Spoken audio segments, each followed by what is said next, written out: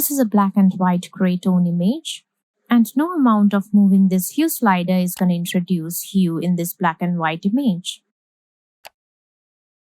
This hue slider works only to change pre-existing hues. To introduce hue in a gray tone image, we use this Colorize option. So let's go and click here. And there you go. The image has got a red hue because the hue slider has moved to red by default. Now that it has got a hue information, we can change it as we please. Let's give it a blue hue. So I'll go and move the hue slider here.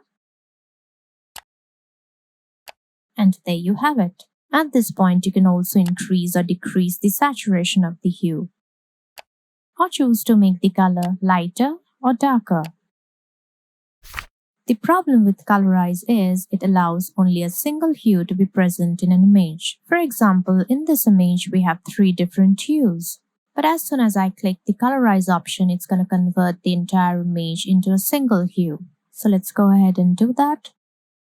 And there you go. Like before, you can change the single hue, adjust the saturation, as well as the lightness.